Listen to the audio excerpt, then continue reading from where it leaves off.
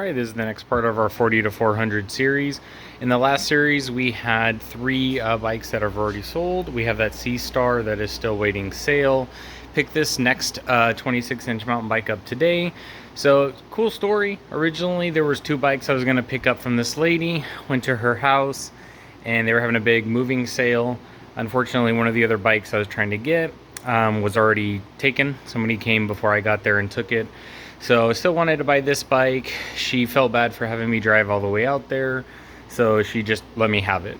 I tried to give her a little bit of cash and she still said no, just for my trouble. She wanted to give me the bike and they wanted to get rid of it. So got this for free, spent maybe $5 or $6 in gas. I'll have to calculate it, but I think it was probably 5 or 6. Really nice bike overall. It is ready to go. I could sell it as is, but you could see there's definitely some rust. Needs a little bit of cleanup. If you really wanted to, you could strip this all the way down and repaint it. I've done that a few times and they come out looking pretty nice. But really all we're gonna do here is run the drivetrain through the ultrasonic cleaner. We'll give it a tune-up, clean it up, and then we have a pre-cut machine, so I think what we're gonna do is clean up the white, probably take some Goo Gone and get rid of some of the old sticker residue, and then we're going to print some new stickers. So we'll see how that goes. So yeah, we'll start tearing it down and we'll go from there.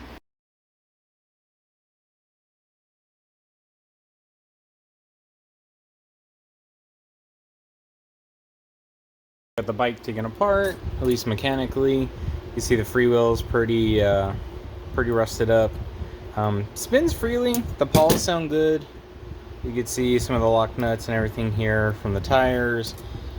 Chain, pretty good condition overall. We lucked out, it had a master link already on it, so we're going to try and reuse that.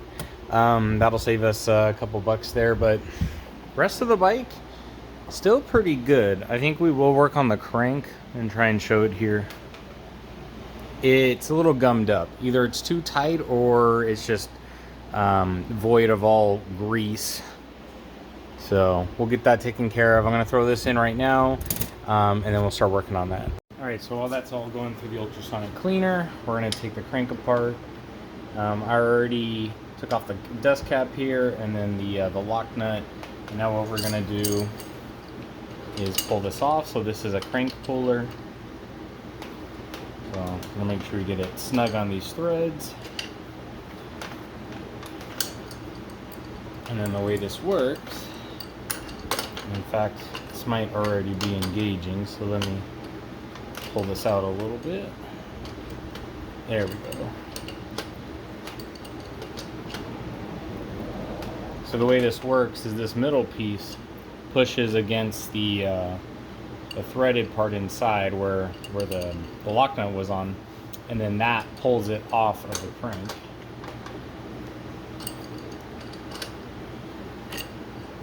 So it should come off just like that.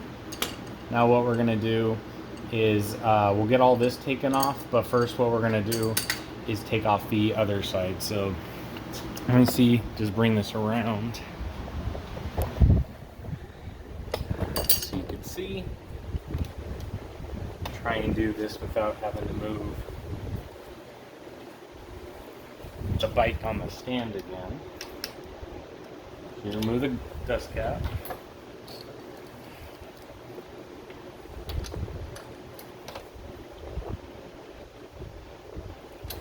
Trying to not get in the way and also not do that because it sometimes will hurt.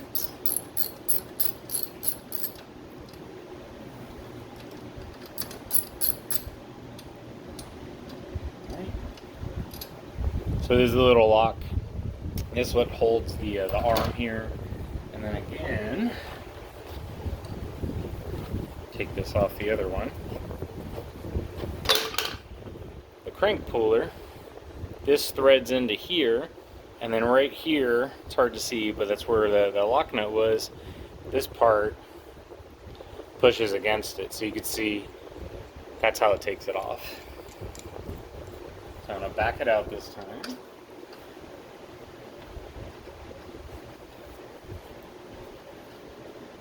Get it threaded.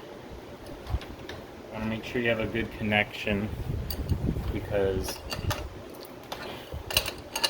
If not, you could strip your threads out, which would suck, because then you need to buy a new crank puller. But then also potentially stripping the threads in there. So double whammy, really.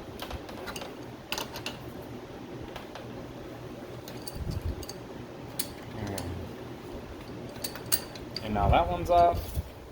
I honestly think this bike has been worked on before, considering it had a master link. And then looking down here, this side should be over here. So I don't know if it was just put together incorrectly, or if it was serviced and they put it back together incorrectly. Something happened, but it's backwards. It's not really the end of the world.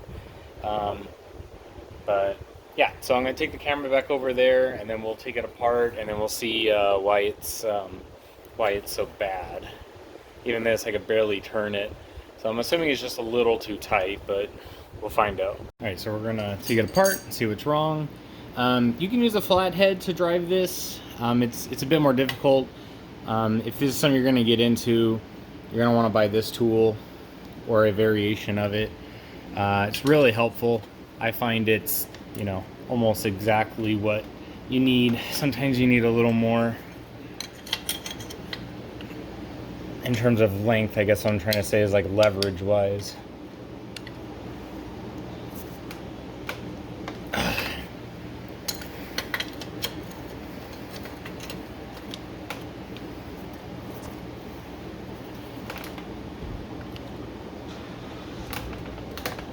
Oh man, and I just cannot get it loose.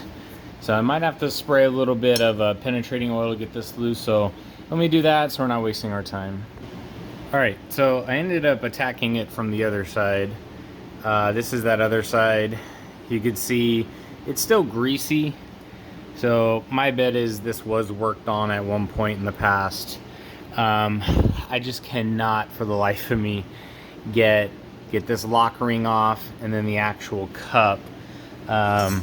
So much so it's hard to see, but the notches here where you use this tool, it started eating away at the metal. I was putting a lot of torque on it. I was hitting this with a hammer.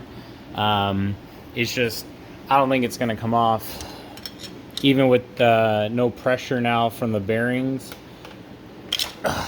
No, and it's just not grabbing anymore. So I think what we're gonna do is we'll just manage this by adjusting the tension using the other side.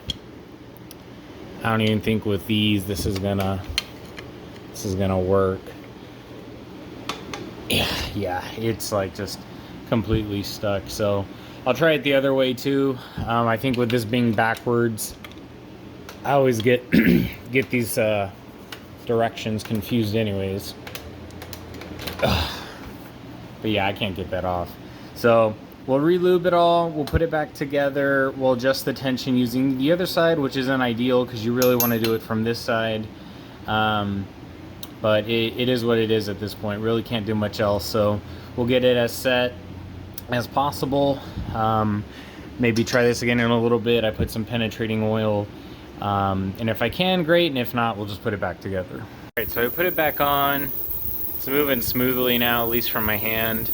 This is a little more than hand tight. Any more and it binds up on it.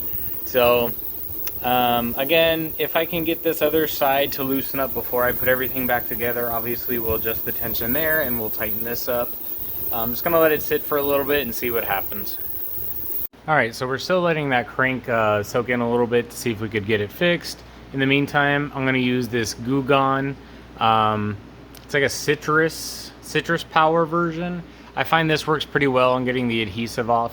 It's also not that toxic, so it doesn't really eat away anything, at least from what I've found. So while the parts are still going through the ultrasonic cleaner, we're gonna attempt to clean up the white paint a little bit more, because that's definitely what needs the most attention. And then we'll start putting everything back together. I think we're also going to take apart the wheel axles and re-grease them, because both of them feel a little tight, but overall, pretty easy bike.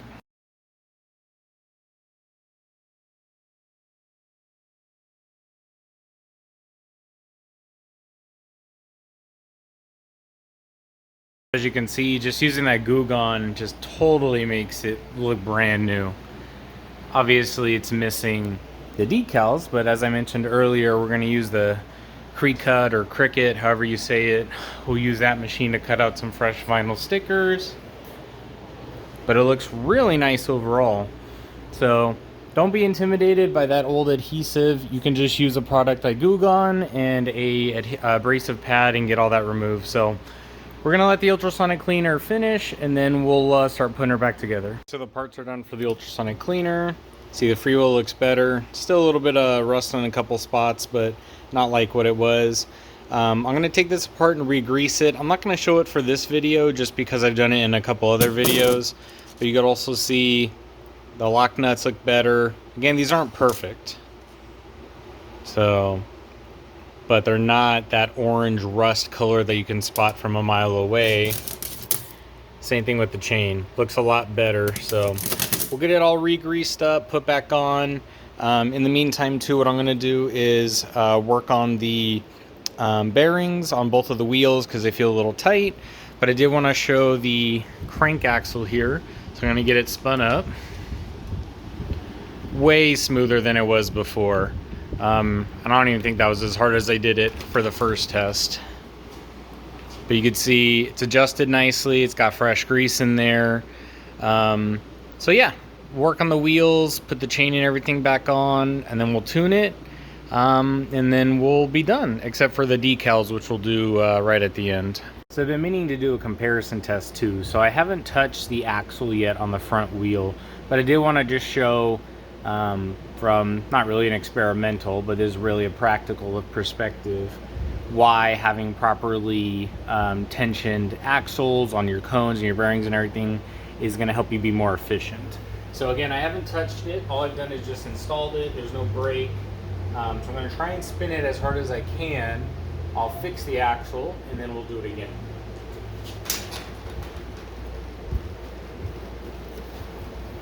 So you can tell it's moving.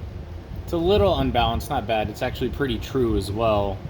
And you might think this is okay, but you can see it's rapidly slowing down.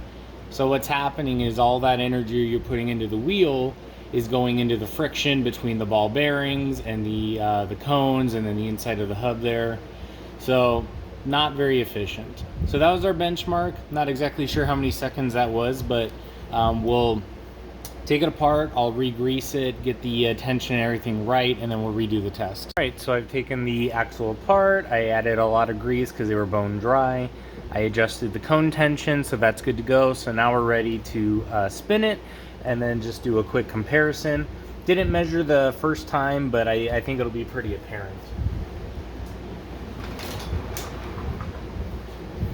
So I try to be consistent with spinning it. Obviously, I don't have a fully consistent way of doing it, but as you can see here, no real signs of slowing. It's very smooth. So just imagine, you know, you're going up a hill or you're going long distance, and you know you're fighting the elements and the geography anyways. There's no need for you to have to fight your bike. So this is much better. Definitely saving a bunch of energy in form of, you know, how hard you have to pedal. So I'm gonna do the same thing to the rear, and then we'll be good to go. Just have to tune it and do the stickers. So it's coming along quite nicely. Not bad for a free bike. Really like this style. It's, you know, very affordable and available to most people. So wouldn't be surprised if there's another bike just like this out there that had nearly the same issues. So really nice. Alright, so I wanted to show you the rear wheel too.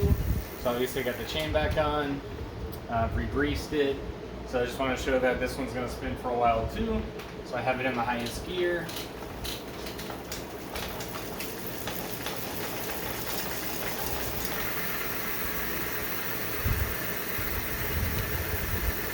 So nice and smooth.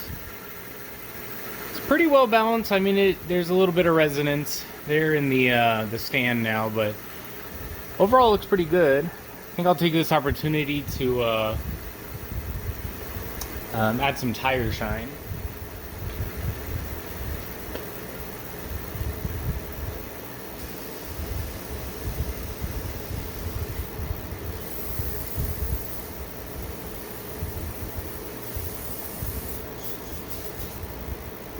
And I'll spin the front up and do the same thing, but looks pretty good. All right, so we're gonna get it tuned now. So as always, what I'm gonna first do is I'm gonna remove the cable from the equation here. So without the cable, we should still sit here on the highest gear. It shouldn't make any noise.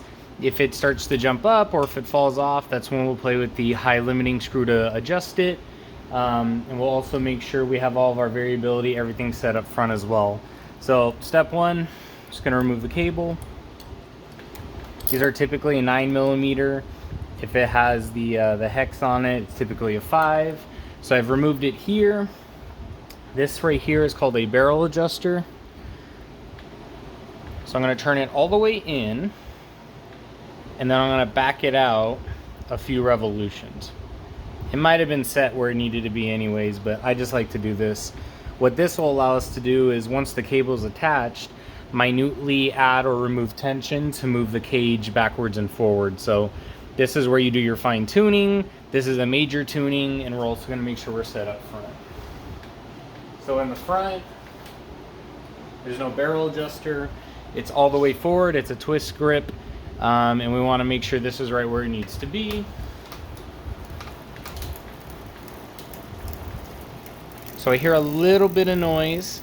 You can see it's got a little bit of a vibration, or a wobble I should say. This is just because the hub itself is crooked. There's nothing really you can do about this unless you have another wheel. So I can visually see the chain is a little too far over. So I'm gonna grab our Phillips head. Should have had that ready. And I'm going to back off the high limiting screw a little bit. So it's gonna recenter it. Right about there.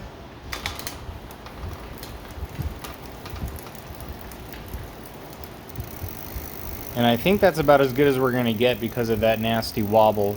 So I'm gonna hit the brake. Again, we've detached the cable, we've adjusted the barrel adjuster. Now what we're gonna do is attach it back together. So you wanna make sure you get the cable into the channel. Most of them have a little notch in there.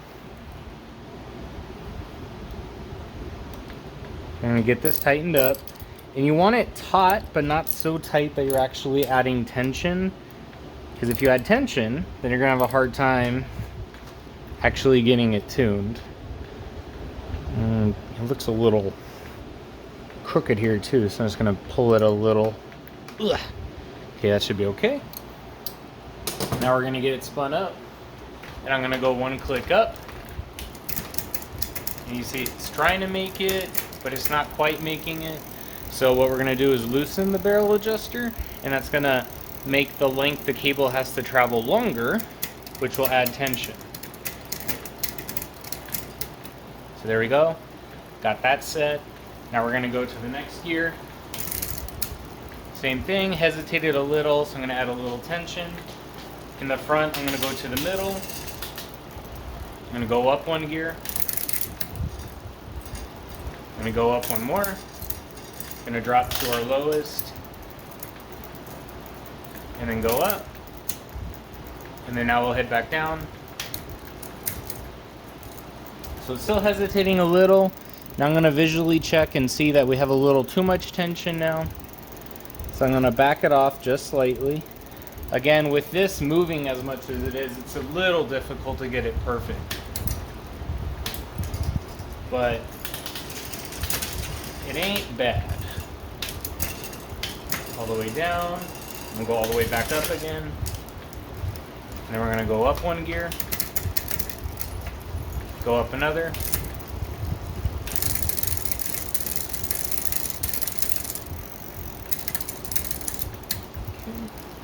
Drop down, go all the way to the bottom again.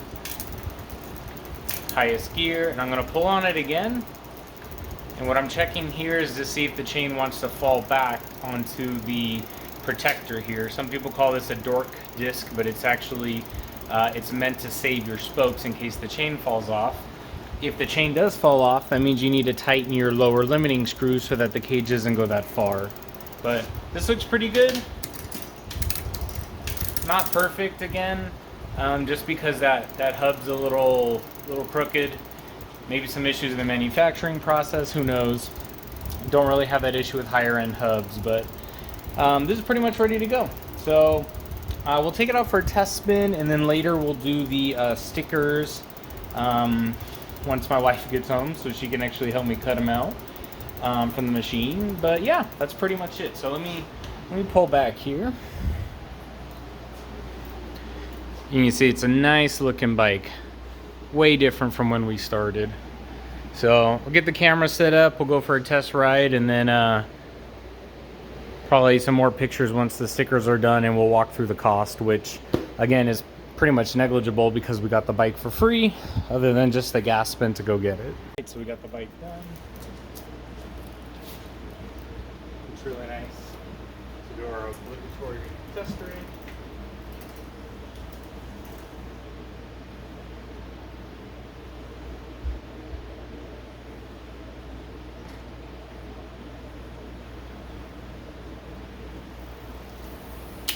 Brakes work.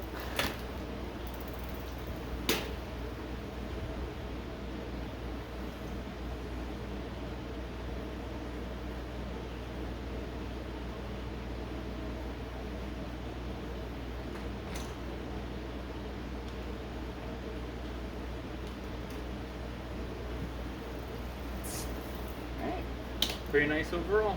Just got to put the stickers on it. We still have to print the stickers, but I wanted to do the cost overview here. So as I mentioned at the beginning of the video, we lucked out and we got the bike for free because they were just extremely generous and kind. Refused my money really is just because I couldn't get that other bike, but either way, we got the bike for free, spent about $5 in gas to go get it, between the use of the ultrasonic cleaner, the grease, some of the lubrication.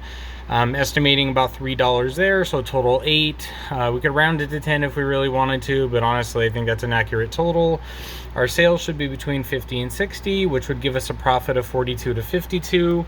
So like I said a couple videos ago, at this point I don't want to be spending time going to pick up one bike. This bike was supposed to be with another, so you know, they got rid of that other bike I had already driven, so either way I was going to take this one home. But even 42 for just like an hour and a half worth of work is pretty good. So again, profit 42 to 52 is about a half-hour round trip to go get it. I could turn all that what we just did around in about an hour, so hour and a half. So I don't know, high-end $20-30 an hour, so pretty good. So we'll do the stickers next, and then we'll wrap up the video. Right, so here we are at the design studio, as I call it. So we're trying to find a font and overall just size that's going to match the original logos. And then I'm trying for this cool little wavy line pattern. We'll do that along the top tube. So we'll get this all printed out. We have a decently similar color to the actual, what am I trying to say here?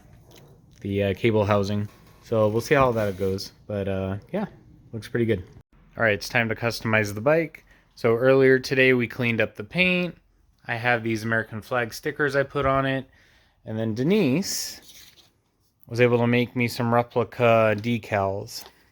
So picked this design out, got some measurements in. So we're gonna throw them on here and hopefully it makes a big difference. All right, so I have the stickers on one side of the bike. Did this little swirl design, found that on the software. And then just the next text there. Typically how they do theirs, they have like some backgrounds and stuff, but overall, not bad for a couple bucks. Definitely makes it look way better than just the plain white. All right, and this is what the next side looks like. Pretty good overall. I think it's simple and it looks good. So really happy with it. So final bike with our custom stickers. Looks really nice. Really clean, not bad for a free bike, and some, you know, custom made stickers for it. So nice and clean. Someone will get some good use out of it.